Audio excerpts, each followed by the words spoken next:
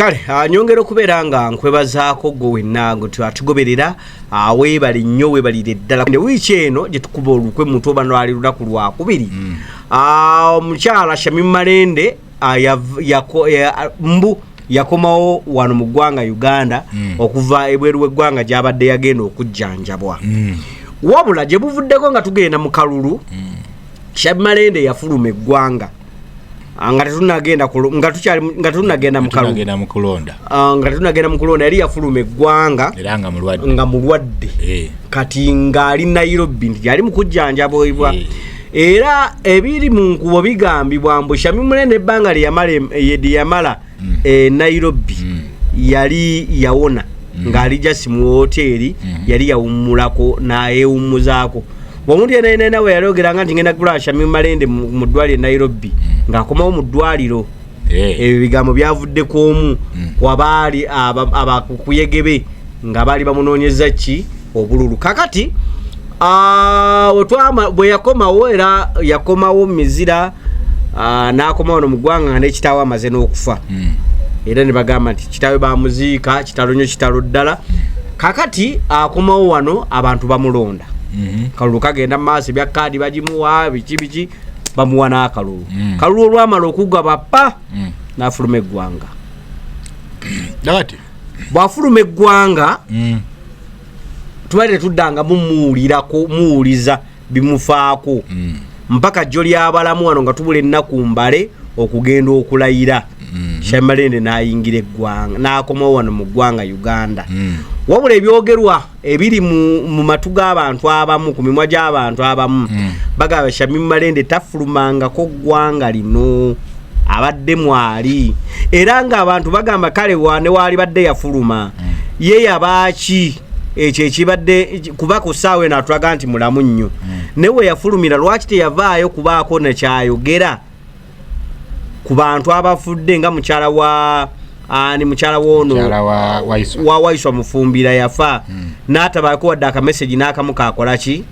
kaweereza nga tuvudde ku ekyo omubaka Helen Nakimuli naye yafa abadde bamumanyi nnyo nga tewe yabadde akulira abakyala mu kibiina ekya Nup naye yafa ne ku social media z'omukyalo ono tekuliiko wadde n'akamu keyavaayo n'akola ki n'apostinga nga bagamba ye Shamim Malende kiki golooza lwaki abantu balowooza Shamim Malende okuba nti abadde wano mu ggwanga Uganda tavangamu kakati tujja kutandikira ku post ye kennyini gye yalimu eraga nti yali ku arrivals ng'ava mu America nekyo kisoboka nsobola nange nawe osobola okwekubisizaawo ekifaananyi negamba nti Kampala Women MP elect Shamim Malende is back in the country ahead of the swearing in the country next week gyewandikira eno yali mukutu gwe kati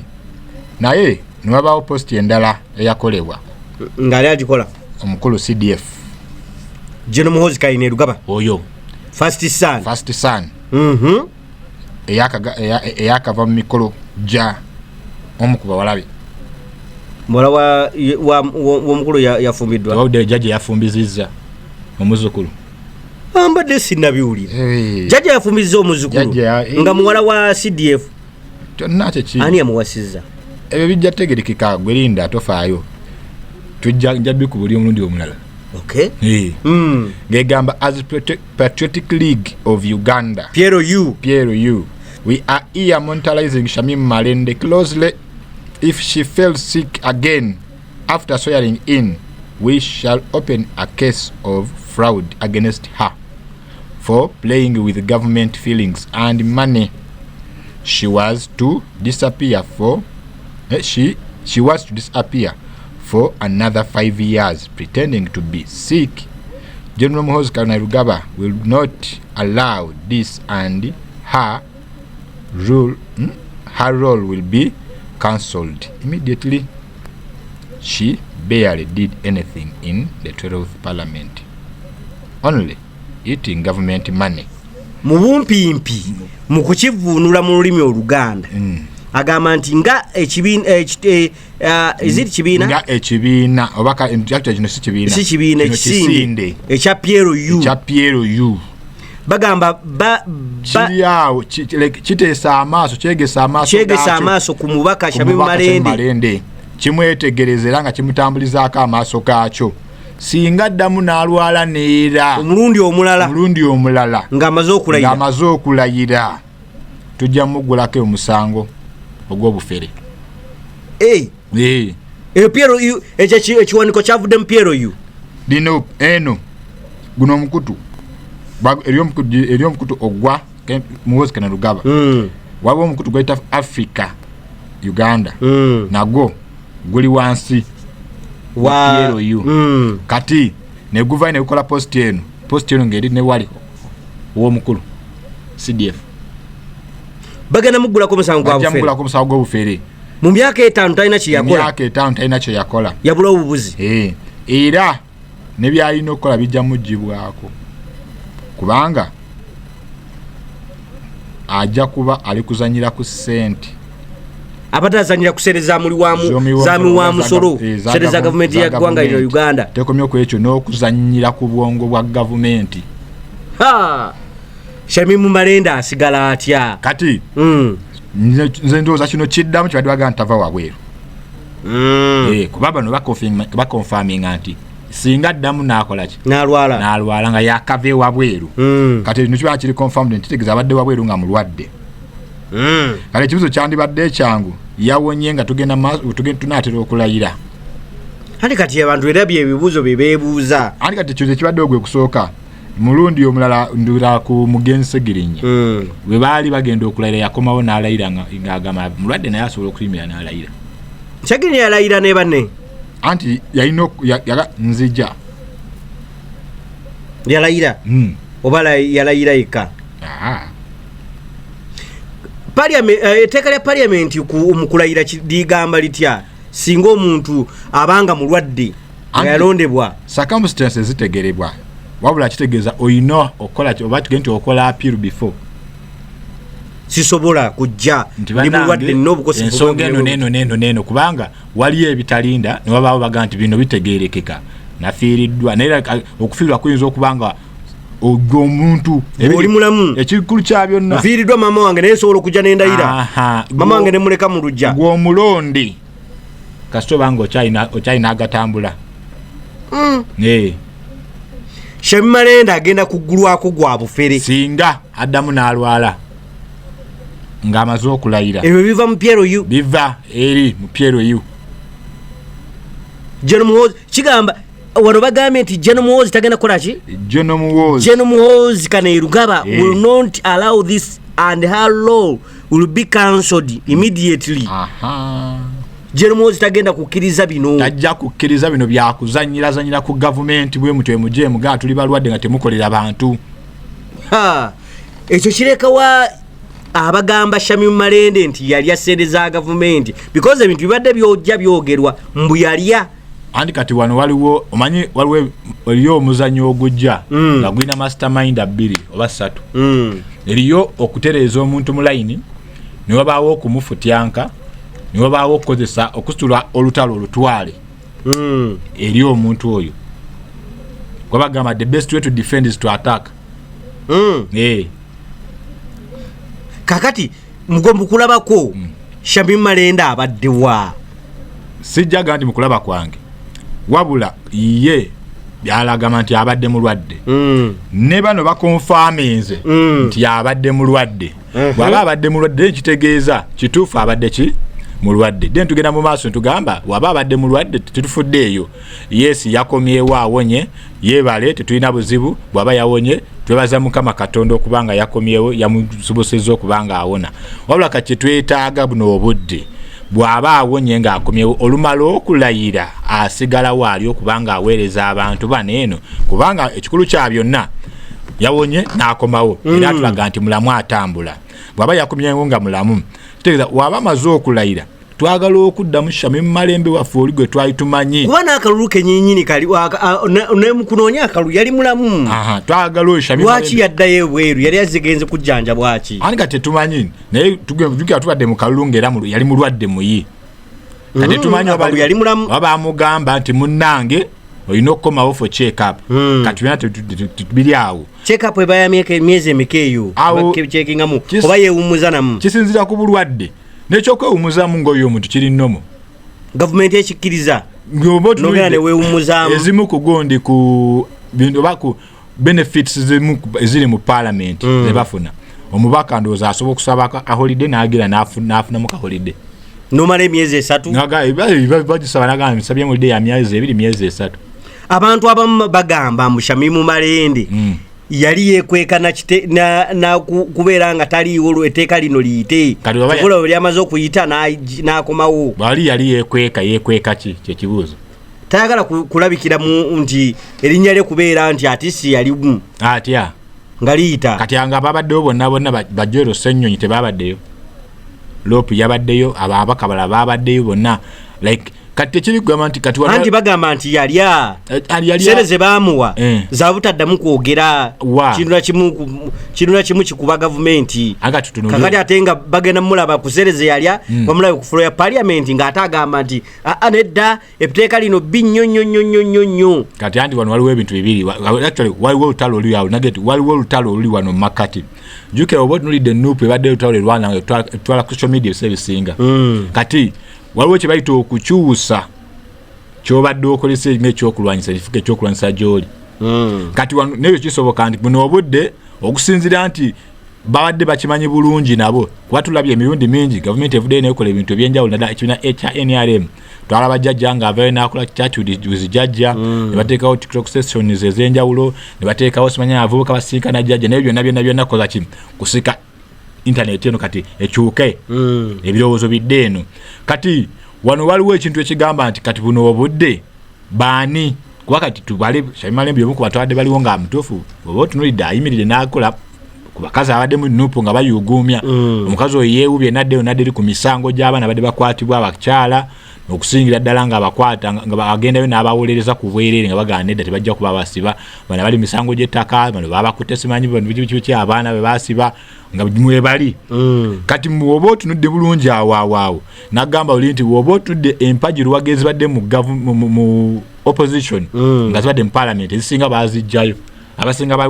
babadde amaanyi nga bayugumwa nga bagamba nti kati awe mu parliament mwebali nga lwe batuula ku fulo balabika kati ndowooza baasigalayo balubatu ate abasigalayo balubatu kati balina obbayino nyengeri kubanga jjajja yatugamba nti ayagala watuke ekiseera 26 wanaatuukira nga tewaliiwo kye bayita opposition kyaliko ku ssaawa abaka bonna abalimu mu parliament nga bonna bayogera ekigambo kimu nti NRM bana abasinga abayingidde independent abasinga bagenda ekyankwanza bakyuka ne bagenda eri eyo kiri understand omuntu asobola okyuka naye olaba okukyuka kuno kulungi nga weetegereza kyotugamba tebeetegereza abamu bapapa abo abalonzi babatuma ne babagamba afe tukulonze naye weegatte ku NRM kyebomanya ku luno ku mulundi guno okulonda kuno okwadde okulonda kwa mirundi ebiri okulonda okwasooka kuli okwali okwa 220 ne kuno kwalimu ebintu bino wama luli bagamba yali weevu naye kyebeerabira nti abantu baali beetegereza njagala weetegereza abantu bonna be balonda mulimu n'aba Nup abataakomawo si lwakuba nti baali tebabala abantu basi lwakuba nti be baali bavuganya nabo baali basinga amaanyi lwakuba abantu ku mulundi guno baali beetegereza kubanga omukulu akulira Nup yabagana ebigambo bino mwebale kusindikira abantu naye sibirayo ku kyalo mwababaira nabo mubalaba atakoze temumuza temumuteme mubampadde beyanziza nze yabasunaga nze nja bateeka kochi amaanyi batuukirize ebyabwe era woba olabye bulungi buli ataatuukiza kyamutwala abasinga tebadda kakigende nti bano abaagamba nti bakyuka ne bagera mu NRM beebale naye bayinza okuba bapapyemu oba akasente kano kebabadde bajjanga babawa akasente ko kayinza ogamata kati obuzibu bwebwo nti bwokera ku macha bagendayo ng'enjala ebaluma bwokera ku macha noyimirira n'ogamba nti kati olaba ekizibu ekyo nti tekyakola service tukola sente aba tukola profit tukola kufunirawa nti obukulembeze yandibadde service erina kuba service mpe kuweereza abantu kati kano ezikuweebwa ng'omusaala kaba kasiimo kati wano tulina nti nkola nsasulwe era bangi bagenze mu parliament bagenze okuyingirayo abamu badola abakaba nokaba nga bali mu mabanja bali mu loan banka zabawola anti oluvena gangenze kwesimba olwaki agenda okujayo loan eno ng'akimanyi wenyingira parliament ngenda kola ki kusasula kati kyovola bamugamba nti jangu eno ffe tulina kati nabe juzi mzee yavudde n'agamba nti kati bagenda tandika okubanga bazimba ebitebe ebyenjawulo ebyenarem kati omanyi bagoberera Nup okubebalaze eki n'emyaka 4 mu gavumenti emyaka 4 mu gavumenti juzi omwana yavayo n'abuuza ani Ssaabawandiisi wa NRM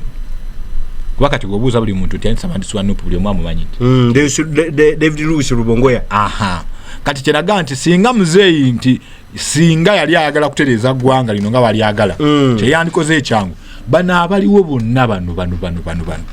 yandibaga advice tuzeetaaga mugende mu retirement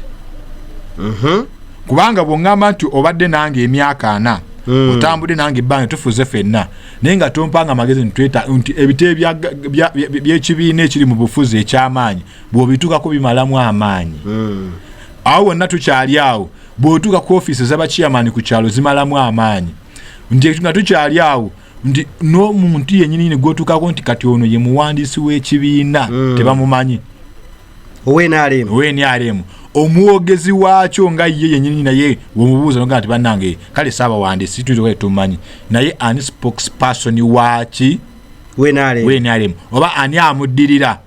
oyinza okuba nga oteekawo essene eziddayo mu nsawo nga teri amukugambye kyotegeza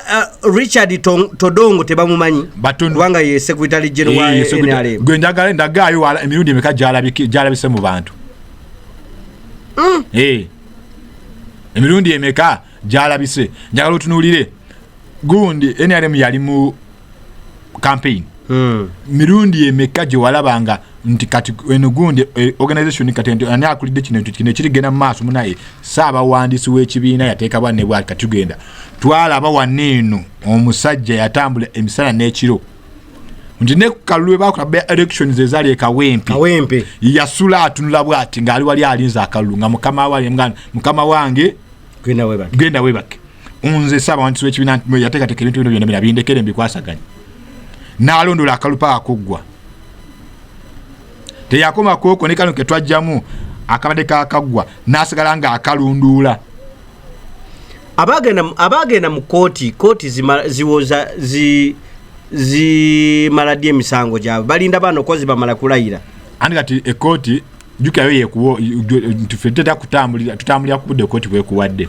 kati essaawa eno bw'oba otunuddemu nti ekooti ziyinza okubanga abalamuzi bayinza okuba balina gundi nnyingi kati nti waliwo ekibeerawo nti omulamuzi ali mu musango gindi okuvujoza mu gundi babawo tuyojja okutwala ne okukyusa empapula nabiki byonna bitigenda mu maaso kati jjukira etteeka ligamba bw'oba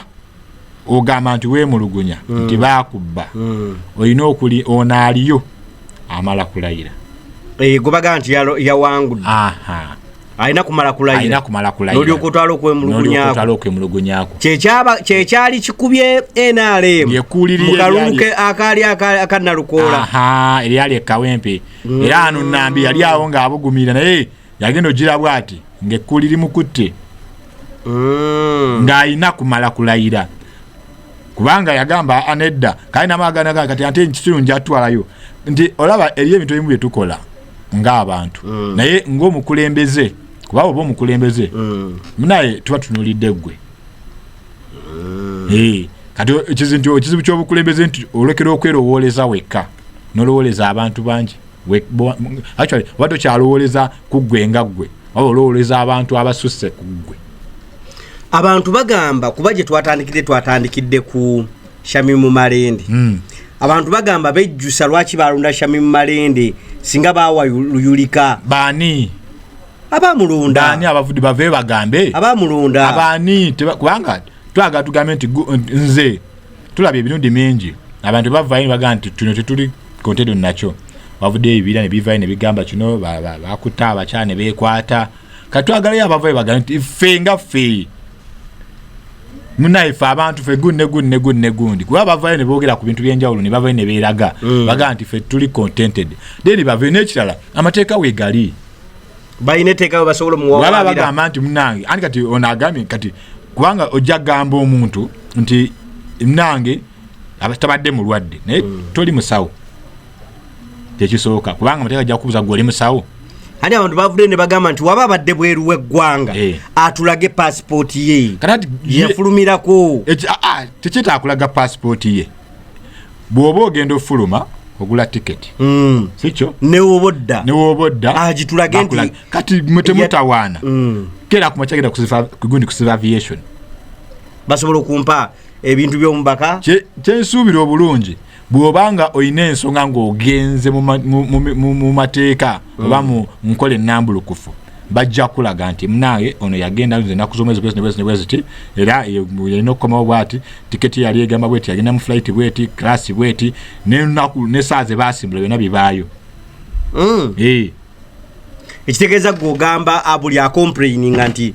Malende abadde wano agende mu civil aviation basooke batuwa obujulizi nti abadde wano nti ye ati bo nabo babusaba Malende bagamba wo badde bweru kalati kati tulaba obujulizi seetaaga kwewozaako nganze lwaki neewozaako andi bali be bakama abo be bakulonda abaliwa bano be bakulonda kati bakama banga abannonda bw'oba okola nti muntu njagala kumanya mazima gaayogera tutawaana bw'ogenda ku dduuka kati gwe bw'ogenda mu supermarket n'ogaa nti ngenze gula bino nti bw'oba ofuluma wali osasula era bw'ogenda mu banka n'ogaa nti tutteyo ssente onaku lwozi tutteyo bamba nyo olunaku lwozituteeseeyo kigenda ku rekodi yo nti akawunti gindi yagezeko ssente ku lunaku gindi negindi nekigwayo kati nayo no passport eyo erina record omubaka wa gavumenti alina record emutambulirako atambulira na mu VIP ekitegeeza buli kyakola bakiraba kati gwosuubira yo gavumenti edire Shamim Malende emutwale wabweru awumulemu ketubuuze ekibuuzo kiri emwebaza ki ndi munnange we bali kulwala nekirala abantu bakimanye kino ekintu abantu bulijjo wana ebibasumbuwa oyinza omanyi omuntu gy'omulabira abweru tomanya kiri munda we waka ebaye babanyiganga bongo omuntu ezibu ekiriwo nti omuntu bw'aba ali mu limelight ng'alabika nnyo mwagala ate buli kintu ajja kibannyonnyole nedda kyebandi mubanja kiri ekintu eki kibalina omubanja omubaka Shamimu tetukwetaagako kutuweerezanga eggwanga ekisanja ekiwedde twakulonda tukozezaayo wabula twetaaga otukola ebino kyekiri wali ekibadde mu gundi eri kyebagambye Pieruki yagambye nti singa addamu n'alwala awatali kuweereza nga tali mu kukola then wanu tulaba nti atandise otufera nga tali mu kukola wekiba ekisinde kivire confirming nti abadde wabweru nga mulwadde naye singa addamu n'alwala kati kitegeeza waliwo ekiraga nti abadde mulwadde kino ekisanja tekimubeerera ekizibu nga bwe kyabeerera Alan Sewanyana kyekisanja kino tekigera kuba kyangu eri buli muntu si Shamim Malende ababaka abayingidde siku NRM siku DP siku Nup gwe ekibiina kyakyo bayingidde mu siku FDC gwe kyoboma kino ekisanja si kyangu lwaki anti kajjukira ekisanja omanyi oba mwakayingira wanene ekisooka abayingidde mulimu abapya abagenda okuyiga obuyizi mulimu abakadde abadde bamanyi enkola ebyo bitambulamu banamboozi bakomyewo ekirala mulina ennamba erina okutuukiriza ebintu ebimu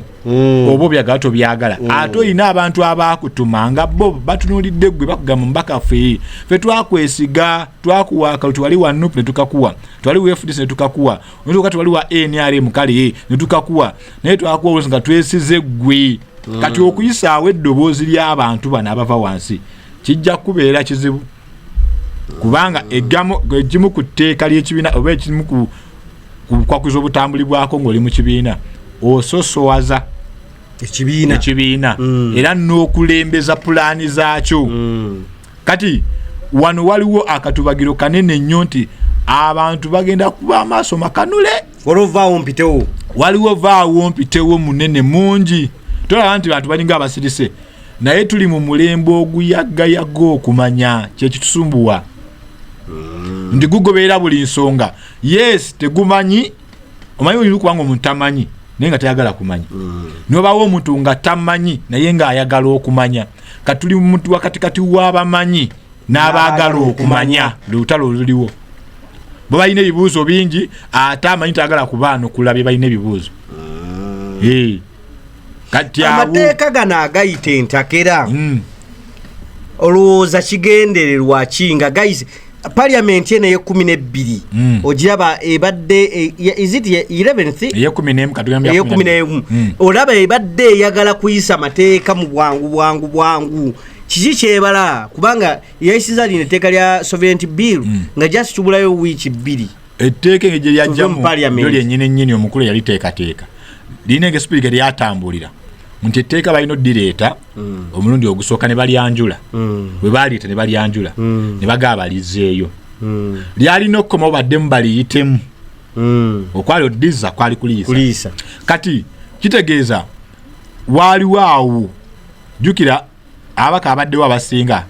babadde tebakyagenda mu Parliament abataddayo nga bagaba wayi kati sirina kintu alayo kubanga olwedde naye ku luno mu tteeka lino bonna bazze kati bonna abazze ne bakkiriza ne liyita then bo bennyini betuba tubatandikirako nti abaffe mmwe betwalonda abaaliyo mu lugula tetwabajjayo naye mukijjukire ekisooka